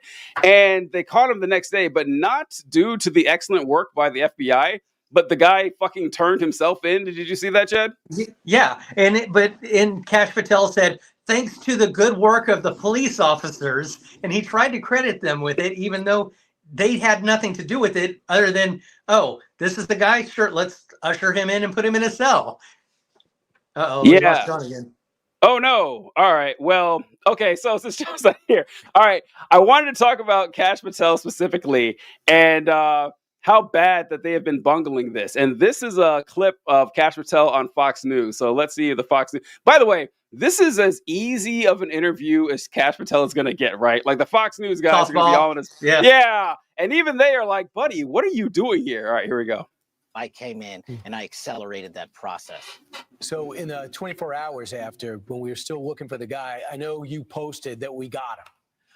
And that ended up not being true. You took some incoming because of that. What led to you posting that? Why did you feel so certain about it? And what do you have to say about the criticism? No, I appreciate this opportunity. Look, as I stated, I was being transparent with working with the public on our findings as I had them. I stated in that message that we had a subject and that we were going to interview him, and we did, and he was released. The job of the FBI is not just to manhunt the actual suspect who did the killing or suspects, but it's also to eliminate targets and eliminate subjects who are not involved in the process. And that's what we were doing. Could I have worded it a little better in the heat of the moment? Sure. But do I regret putting it out? Absolutely not. I was telling the world what the FBI was doing as we were doing, and I'm continuing to do that. And I challenge anyone out there to find a director that has been more transparent and more willing to work the media on high-profile cases or any case the FBI is handling. I was kind of amazed at how he presented this when they asked him, so you said that you had caught the guy who did this, and it turned out you hadn't caught the guy. Are you ashamed? Like, do you feel bad that you announced you caught the guy when it wasn't? He's like, nope, actually, I did the right thing. I think that is the job of the FBI to be transparent, to tell everyone that we have someone and be mistaken on it, be open about it. The job of the FBI is to, just lay all our dirty laundry out there. And it's kind of wild. Did you see the clip we were talking about, John? I don't know if you... Yeah, no, I did. I know exactly what you're talking about. It is absurd. Like, again, like, there's so many things that are absurd that, like, hey, why can't we just agree on this? Why can't we just agree that Kash Patel is bad at his job? Can we just? Can we Republicans are saying that he's bad at his job. I don't think he's long for that job. Exactly, but it's just like, why can't we just all like say like, yeah, that is unacceptable from the FBI, the head of the FBI, making that much of a clusterfuck mistake out of such a high profile case. It's unprofessional. I would get fired if I made that bad of a mistake in front of a client at my job that is completely fucking meaningless. I just, how can we have a conversation with people who are like, yeah, no, we care about law enforcement. Did you hear about that first guy? Did you hear about the first guy that they took into custody thinking that he was the shooter? Did he get arrested for like child... Well, yeah, I'm just talking about on the day of, he did just get picked up for child porn on his phone. And he told them that it was on there, and that's why he didn't want them to go through his phone. Oh, they were like, can we see your phone? And he was just like, yeah, but don't go in the pictures because I've got some pictures up there of some young people who are underage that are inappropriate. And they're like, okay. What? Wow. It's actually wild. That is way more common than you think, where like I've read stories where they get caught and they're like, oh yeah, guys, I was looking at child porn, and they didn't have to. Like, that happens so often. Like, I know someone that that happened with. Like, it's insane, but it happened. Just totally outed himself. Yeah. Like he was like in a van. And he's like, they're like, he's just like in the middle of a fucking like parking lot next to a park, and so he's a white fucking man. There's a white fucking man. The cops come up, they knock on the door. They're like, "What's going on?" And he's just like, I got child porn back here. And he's just like, "Bro, you didn't have to do that." Like, that's but they want to get caught. Like, they feel guilty. I think it's like they feel so guilty that they just want to like confess to it. Like, I think that's what happens. I gotta say, I cannot believe that someone who consumed child porn was at a Charlie Kirk event. That's the last place I would expect someone like that. That's kind of wild. No, I hadn't heard that. But with I do kind of believe it though, because I don't know if you guys ever seen the YouTube channel JCS, where they do the interrogations, and then they have like a psychologist talking about the tactics that cops use for interrogations. It's actually pretty fascinating stuff. And they show good interrogations and bad ones, and how they go right and how they go wrong. And the cops that I've heard them talk about this, and I knew a cop who told me the same thing, that like the interrogations you see, like the professionals in the movies, that usually doesn't happen. Usually the criminals just give themselves up. Like, maybe not purposefully, but they just talk themselves into jail. So folks, like, lesson from the show, if you're ever arrested, you don't got to say a word to the cops. No. You have the cops to, they tell you have the right to remain silent. Take use of that right. Don't say a fucking word. Because they just talk that noose right around their necks. Yeah, happens all the time. And you guys had mentioned, or Chad, you mentioned how the Republicans are turning on Kash Patel. Because, I mean, come on. I don't know. Maybe there should be some sort. We need to make some new constitutional amendments. They feel like Kash Patel's making them look stupid, and that says a lot for the Republican Party. Because Kash Patel, just look at the guy. I hate to do like phrenology on this, but this guy does not look like a smart person, not someone who I would trust in anything. And Tim Dillon, he got famous for writing children's books. Oh my God.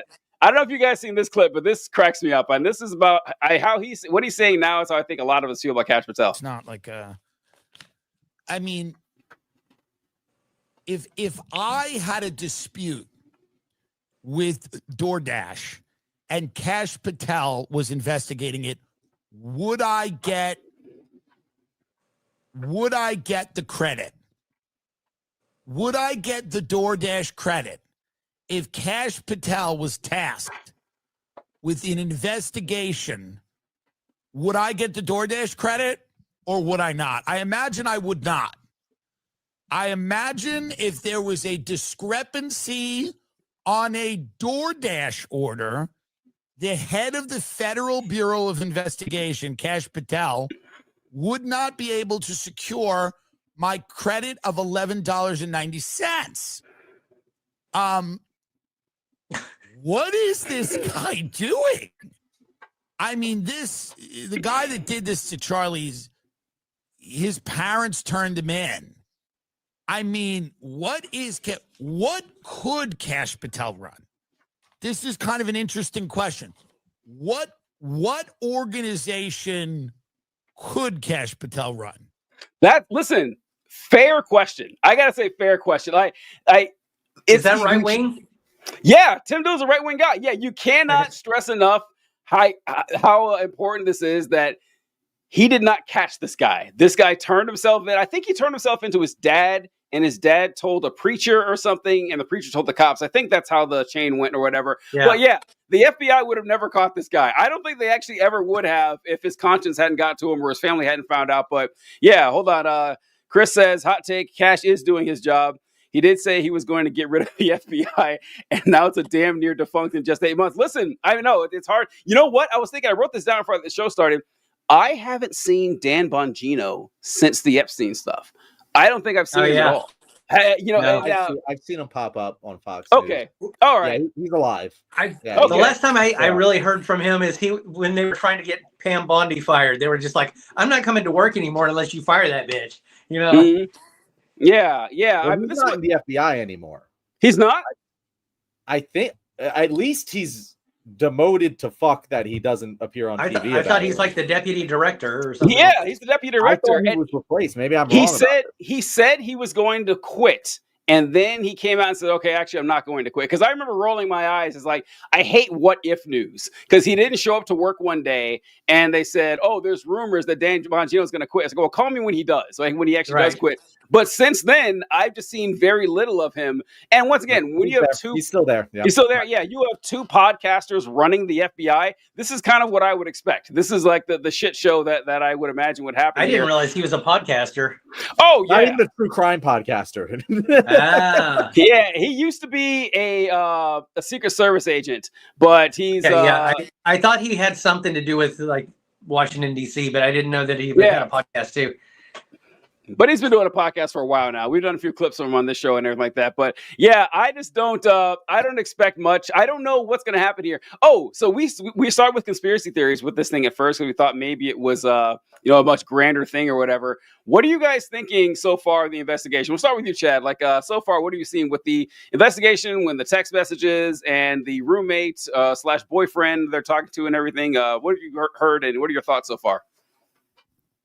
Everything sounds false or just completely fabricated so far. It sounds like Kash Patel is trying to get anything out there to make it seem like he's doing his job, and he's failing spectacularly. The text messages. I mean, I'm sure you've seen a million videos on this where they're talking about like a 22-year-old does not say squad car and does not say vehicle, and he wrote this letter out like he was a Civil War.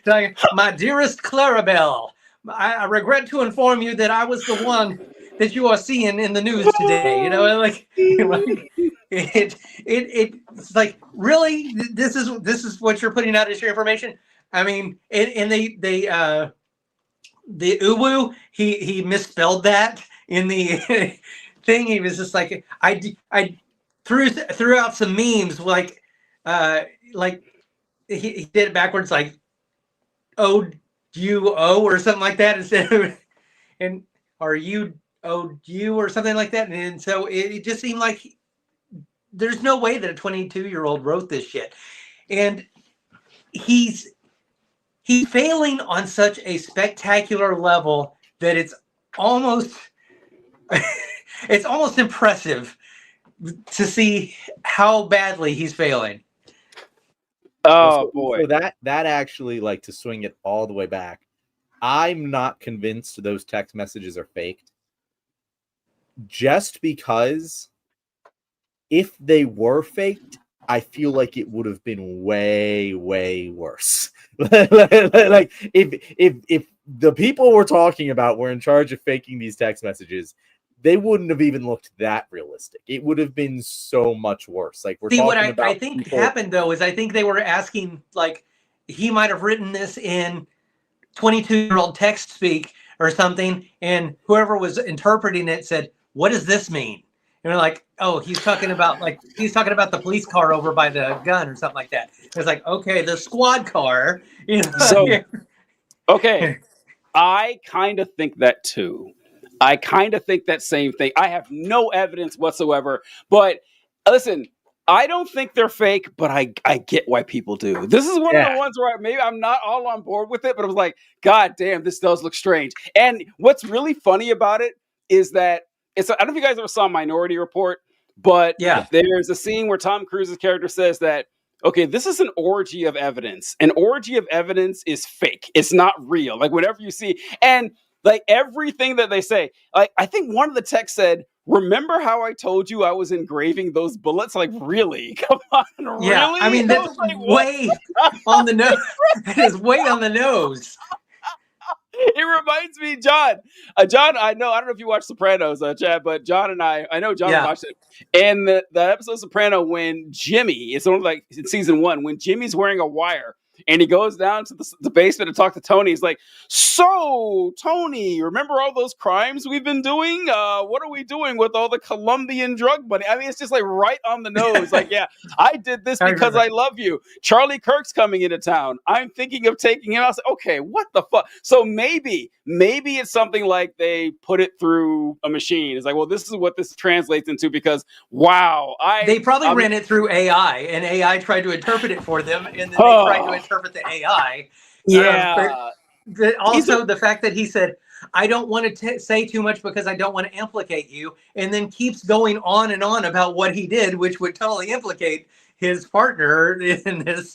Yeah, it's just the once again, not saying I buy the conspiracy theory, but I definitely get why people think it, because people rarely, then again, I was gonna say people rarely text in that formal of a manner, especially to someone you know very well. And It's he usually called quick, his dad his old man. Who does his that? old- I don't even call my dad my old man. yeah, And I'm like Gen X. quick punchy shit like that. But then again, he is like from Utah. I don't know how things are out there. Like, who knows? True. Yeah. I'm not factoring in the Mormon factor there. Yeah, I guess. yeah. It's a weird place with weird people. So who knows? Like maybe that TJ, is a. Two things before we go on to our next topic, because we gotta go on to our next topic. I see you have it pulled up there. One, on that note, I just have to point out here, the last two killings, high profile killings, have been escalatingly more impressive, and both times, both of us are like, this seems like it could have been done by a professional. Everyone was like that with Luigi. With this one, it was like, shit, how the fuck? Both of them, not professionals. Nope, not professionals. Just normal. I didn't think either one of them was going to get caught right after the fact. Well, which just leads me to my thing that I always say of like, Jesus fucking Christ, if one person who knew what the fuck they were doing decided to like go on a fucking rampage, they would never catch him. They would never ever catch him. Do not do that. No one go do that. Very clearly stating, don't do that. That's not who I am. If you're a smart person, don't go do that. Yeah, but like it's wild to me that like we're seeing escalating political violence and tensions in this country, and like we haven't seen one legit fucking vigilante go at it. Like it's only a matter of time. Like we're just waiting. Oh yeah, for the political serial killer to pop up that no one ever fucking finds. Yeah, it's like. Go ahead. I was going to say, just tacking onto what you said, the fact that there is probably somebody out there who could be a vigilante has watched these two events happen and say they could have gotten away with this if they would have just like shut their mouths or not tried to look suspicious or have something on them. I'm smarter than that. I could do that and get away with this. So they're probably watching this and thinking, I can do this. That is such a good point. Like the Scooby-Doo ass nature of both of these, that like Luigi would have gotten away with it if he wasn't horny and didn't flirt with a girl like right before it happened. Right. And this guy would have gotten away with it if he hadn't told his dad, right? I mean, he just left the country. He was gone. He could have been gone. It was like, oh man, like how easily this could have happened. And so with the guy, the second guy, I forgot his name, Tyler Robinson and everything, because we're all looking. We were thinking about the wrong way, because we were thinking, oh, this guy was like a trained guy who was going for that. No, he just got fucking lucky. He just got lucky. Like I just look at it more and more. He was on elevated position. He probably didn't realize that when he was going for the crowd pleaser. He was going for the dome, right? That's what he was actually going for. But he didn't realize that the bullet was because he was a gamer and he wanted to do the head. It actually all makes sense now. It actually all makes sense. How it was just dumb fucking luck, and we thought this guy was a genius. Like, oh no, he was a dumb 22-year-old. Well, because the shot was, if you were trying to do something impressive in a movie, the shot would be an impressive money shot take. Yeah. Like, falling over and just like blood spurting out and everything. And it's just like, right. And like, oh, someone clearly planned this. It's kind of like the intelligent design argument people make for clearly this was designed that way. Nope, that's just how it happened and everything. Yeah. I will say, like, what's impressive is I was trying to figure out what made me think it was professional is that, he took the shot, disassembled his rifle, jumped off the roof, and then assembled it in the woods as an own, I'd leave it right. But I guess he never disassembled it. He like put it in his pants, and because like they were talking about hobbled, and hobbled, and I was like, "What?" I just granted too much intelligence to these guys and too much planning or anything like that. But all right, so we only got like 10, 15 minutes left here. Let's shit on the young kids a little more. John wrote, Gen Z men are cooked. Okay, all right. This is a poll that was done. I don't know if it was done by Steve Kornacki or if he just reported on. Have you ever watched Boardwalk Empire, John? You ever heard of that show, Boardwalk Empire? Steve Kornacki wrote a bunch of episodes of that show. I'm rewatching that show, and I in the credits it says written by Steve Kornacki. I was like, oh, really? I didn't know that. But anyway, so it asked a bunch of questions to different sets of young people. I think between the ages of 18 and 25, and it asked them what actions or what accomplishments are important to you to consider yourself successful and happy. And they broke it down between Gen Z men who voted for Trump, Gen Z men who voted for Harris, and then Gen Z women who voted for Trump, Gen Z women who voted for Harris. So the starkest contrast, as you're not going to be surprised to hear, is going to be Gen Z men who voted for Trump and Gen Z women who voted for Harris. And this poll is fascinating. So the number one thing for Gen Z men who voted for Trump, like guys under 26, having children is number one at 34%, the highest, which blows my mind that at that young of an age, having children is so far up your list. But I got to say, equally surprised, it was at the bottom of the list for Gen Z women. I didn't expect it to be number one, but I didn't expect it to be in last place either. What were your thoughts when you, because I sent this to Chad cold. I just kind of sent it to him and said, hey, what are your thoughts on this when we were talking about the show? What did you think when you saw it? Oh, I can't believe that it was at the bottom for the women either. I thought it was probably going to be somewhere kind of in the middle, but as much as we have been through the man or the bear over the last year and a half, it becomes a little less surprising for me. I feel like women are a lot more cautious now to get into relationships, especially younger women. What do you think, John? Yeah, no, I'm going to put it back up because I need to be looking at it to talk about it. Yeah. But the it's so weird because I was talking with a girl that I know, like in real life, about this, and I was like, it's so shocking how much that has flipped. Like, if you would have looked at this 20 years ago, it would have been the opposite. You would have seen men saying, hey, having a fulfilling career, having these, that's the most important. Women saying having children is the most important. And she was like, well, why would you think that? Like whatever. And I'm like, no. Like, I understand why it is. I get why it is. I understand why it is this way, especially for the women at least. But like, it's shocking how quickly that inverted, specifically for the women. I think like you would have never guessed that it was the bottom of the list having children for Gen Z women. Like that is I'm surprised that the guys were wanting to have kids, though. I mean, it seems like they would want, unless they're just equating having kids with finally getting to have sex.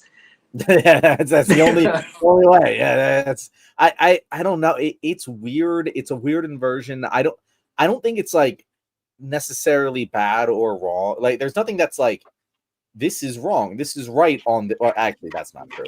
There are certain things that are wrong and right about this person. I want to get it, but I'm not saying that like it's bad to want to have children more than anything else. It's not bad to want to have a fulfilling career more than anything else. Like, all of these things are important. It's just weird that it flip-flopped in such a short period of time. Like, that's the shocking part to me. Because when I was growing up, this was not how like people would have answered this. And that wasn't that fucking long ago, you know? Yeah. And so like, it's just shocking to see. Children would have been at top on both. Children, I wouldn't even said that. I said fulfilling career and job for young men, especially conservative young men, would have been the number one. Easy. I don't mean that having kids would be number one. I'm just saying it would be closer to the top on both. Probably more Which equal. We're talking about a difference of 4% here, so it's not like that crazy for the men, but for the women, it's insane. For the women, it's such a stark contrast for the women that you would have not have ever seen. Even if women thought this way, they wouldn't have said it out loud 20 fucking years ago. I want to pull out a few comments here. We had a lot of bangers right in a row. Chris says, Gen Z manosphere tells men that impregnating a woman is the ultimate life achievement. That is true. They do say that. I think that's part of it, yeah. They do say that. That could be part of it. Yeah, your legacy as a man is your genetic legacy, and it's also kind of like a primal thing. So I can see it's a real lizard brain way of getting to pass down your name. Exactly, yeah. And so like a lot of these guys are interested in being a father, but a lot less interested in being a dad. And I'm going to get into why I'm saying that in a little bit. And then Colby, of course, says John knows a girl in real life. Hilarious, Colby. That was great. That was fantastic. And Colby's had a few bangers that we haven't put up, but Colby's been on fire today. Colby's usually on fire. I just want to shout him out. He's had some bangers in the comment section. And Chris says it's his mom. That's who That's the girl he knows in real life. That's fantastic. And Conservative of the Ozark says, someone just told me people in Philly eat pretzels for breakfast. I wonder if John knows if that's true. John, this is a very important question for the show. Like, is that true? Is a pretzel breakfast kind of a thing? Yeah, no. What? Okay, what? I wasn't ready for that. I'm not saying that it's like as common as cereal, right? Like, no.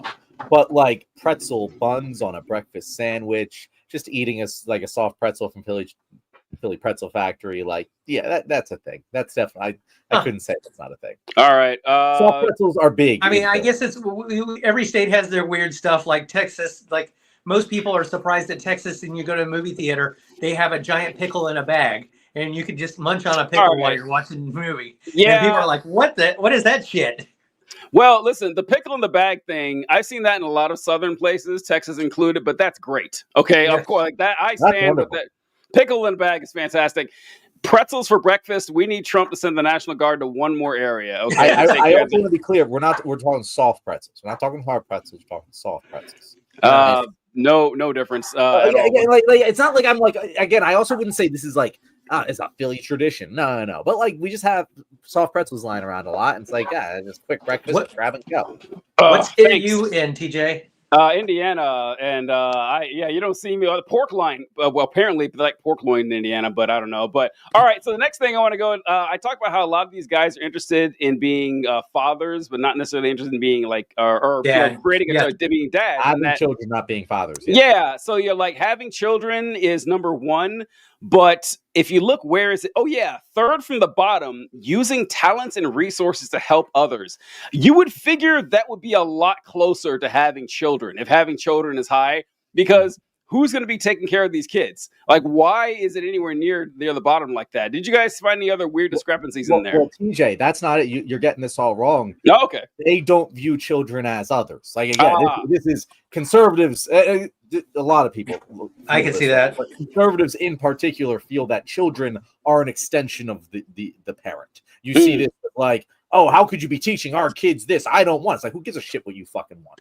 Just because it's your kids doesn't mean it's not their own individual person. I only had you to carry on my lineage. I don't want to hear what your input is. Yeah, exactly. Like they would. I guarantee you, when they hear that helping others, it didn't even occur to them that others would be a child. The thing that I think is even a worse discrepancy, and what I was alluding to earlier, is having children. Number one, having emotional stability 9%. Bro, what kind of parent do you think you're going to be if you don't have emotional stability? That is honestly like having financial stability is probably number one most important thing for being a parent. Like, you want to make sure it's fucking food on the table and their needs are met. But then emotional stability, probably number fucking two, bro. Like, if you want to have a kid, that's the second most important thing for you. And if you don't value that, you clearly don't. Again, you don't value fatherhood. You value having a fucking like trophy to show off to people. Yeah, it's basically a possession at that point. Yeah. What are some discrepancies that you saw in there, Chad, from the list that jumped out to you? It's so extremely tiny for me on the phone, so it's really hard for me to read. Oh, that's all right. That's all right. Okay, so I wanted to talk about this one. Being grounded spiritually is on here. I have no idea what that means, like, at all. I don't know, like, because I would think that being grounded spiritually, if we wanted to say it was a thing, it would kind of match up with the emotional stability one, right? I figured that would be important. But what's interesting to me is that for men, being grounded spiritually is right in the middle at 24%. For women, it's at 11%, and I can't believe that it's not. That's not flipped in reverse. Like, that women have always attended church more than men. Like, that has always been a much stronger with women, but that is starting to change. Young men in particular are way more involved in church, and people point to, the misogyny and everything of Christian culture, and men are kind of losing their place in society. And listen, and I get why. I'm not one who dismisses the fact that we have a lot of lost boys, because they are. That what media and what culture has taught you a man is supposed to be is quickly fading away. It doesn't apply anymore. And that's what you were kind of raised on. And now you're a man, and no one knows how to be a man when they grow up. You kind of figure out yourself. There's no class on it or anything. They have the least direction of anybody. So the church offers them that, or at least not, if not the church, at least some sort of vague semblance of spirituality. And they're kind of globbing onto that. But women dropping more and more. I was surprised to see that. How about you, Chad? Well, I mean, we don't have the stereotypical gender roles that most of us grew up with anymore. Those are becoming less and less rigid, and now it's okay for men to do things that were traditionally considered to be for women, and women to do things that were traditionally considered to be for men. And when you go to the church is still trying to instill those classic gender roles and everything. So I can see why young people would get confused in that aspect, because they would be like, okay, am I supposed to be this for a man, or am I supposed to be more outward with my feelings and express myself more and all that sort of thing? So the spirituality thing, yeah, I think it's just like spirituality is a weirdly phrased. It's a weird question. You can like interpret a lot of different ways. Is it religion or is it chakras? Like yeah, I think it's just a bad question. I think that a couple other points here though that I want to point out. A, the women are way more aligned than the men. Way more. Like if you look at these numbers, women have 1, 2, 3, 4 categories of which they have more agreement on than men have at their top category. Right, they all of them, or not all of them, but like the more of them value a fulfilling job and a career, having money to do things you want, having emotional stability, and using talent and resources to help others than the men who voted for Trump do having children. It's way more scattershot. The men who voted for Trump, like they're just like, yeah, no, I like this, I like this. The women seem to be in agreement on the fulfilling job and a career.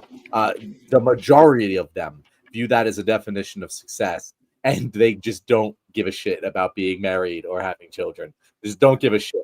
Also wanted to point out, owning a home, none of them actually view that as a definition of success because they know it's never going to fucking happen. Right. Both of them are in agreement on that. Both of them, women at 20 and men at 24. And also just like looking at the drop off there, of especially with the women after the financial independence, having no debt, owning a home, making family and community proud, being grounded spiritually, able to retire early, being married, having children, those are like significantly less than the rest. Like there's a very clear drop off. And the making family and community proud both at like around 19 and 23%, they don't really give a shit about that either. I was actually surprised on that one with the men in particular not caring about making their family and community proud as much. I would have assumed that Gen Z men are going to be more who voted for Trump would have had more importance on making their family proud. I don't know. That I found pretty weird to me. The weirdest one, I think, for me is having money to do the things that you want. I figured that would be a lot higher honestly, with the men, the number one, with women having fulfilling job and career, and having money to do things you want, those seem to fit right in order, like 1 and 2, right? I can see why that would be high. I would have guessed, if you would have just shown me this, I would have said, oh, the men are saying fulfilling job and career, having money to do the things you want. Like, that's what I would have guessed, but it was reversed. But for the men, money to do things you want, 28%. They couldn't even get a majority on that one. Fulfilling job and career based the same at 30%. I got to say, the list for the men straight up confuses me. Like, it straight up confuses me. Nothing about it really makes a lot of sense to me. And John, that's such a good point. About Gen Z men who voted for Trump makes sense to me either. I think this is kind of a through line here. Yeah, it's kind of all over the place. And honestly, I didn't even look at the other one too much, but this is the opposite one. Women who voted for Trump had financial independence at 40% and fulfilling job and career at 32%. This kind of mirrors the Kamala one, honestly. That's not too different for the women who voted for Harris. But let's look at the men who voted for Harris. Wow, you know what? It looks pretty similar to the women who voted for Harris. Okay, so clearly the outlier here are the men who voted for Trump. They have the weird list. Everyone else makes sense. TJ, this is the same as the convergence chart. I really hate that like the question, like the methodology for that ideological convergence chart was fucked up, because I actually think that it was right. Like, I think it like went in the right direction of, yeah, the conservatives, they're in fucking banana land where anything goes. Logical consistency is out the fucking window. As long as you praise Trump and like follow and fucking don't like trans people, like there's a couple main tenets you have to have. Other than that, you can think whatever you want and it's accepted. But like, there's much more rigorous talk and like figuring out what is right, what is wrong with people who lean more left. You see the same exact thing here, even less so, but the women who voted for Trump, there's no majority of any category. They're much more close together in everything, whereas the men who voted for Harris, major disparity between the things they value and the things that they don't. And I think that there's like real truth to that chart that came out, TJ. Like the more I'm seeing the pattern everywhere. Oh, I hate this so much. I don't know. I do gotta say, I think the women who voted for Trump one is a little more rational, like than the men who voted for Trump. That doesn't seem that way. But I don't know if you know what he's talking about, Chad, with that chart where it showed that it had like a really small shot group of liberal thoughts, and then it had conservative thought. It was this wide range of ideas. They labeled the ideas on a different spreadsheet or whatever, but they tried to use that as saying that, well, look, conservatives are a lot more accepting because they accept a whole bunch of people and a lot of different ideologies, and liberals are a lot tighter and less rigid. Yeah. When it turns out that's true, because conservatism, they have, I think low taxes are a good idea, and maybe the earth is hollow. That's something too that we'll accept as well. It's all over the fucking place, so it's not really a notch in their favor, but they try it anyway. Have you seen that? No, I haven't seen it, but that's funny. The things that they accept could be true, or it's just like it's because they are lacking critical thinking skills. Yeah. We'll try it sometime. All right. I think we can land this plane right here. So we'll go ahead and close things out. So we can tell Chad how it works, but John will start it off and he'll pass it to you. And you can tell the good folks where to find your content after John sets you up. Thank you for being here and watching this episode of The Left Wing. I really appreciate everyone who watches this show, and I would appreciate you more if you told your friends about it, because we're always looking to grow. We're always looking for more people here as part of the Left Wing family. If you guys enjoyed this episode, and especially if you enjoyed it because of our guest, Chad, how about you tell people where they can find you? You can pretty much find me anywhere on social media. I'm on pretty much all the regular places except for Snapchat, I think. But I'm GodlessGardner, just GodlessGardner on everything, and TikTok, YouTube, Instagram, Facebook, all the regulars. That's fantastic. Thank you so much for joining us. We appreciate you, Chad. Today's episode is brought to you by Snapchat, the greatest social media platform out there. Kind of an awkward moment that Chad's not on it because they're sponsoring the show, but we appreciate you coming on either way. We'll catch you folks next week. Well, actually, we won't. I'll be out next week. Tuesday and Thursday, but I don't know, John. The show will go on. The show will go on. All right, we'll catch you guys next time. Bye-bye. Bye.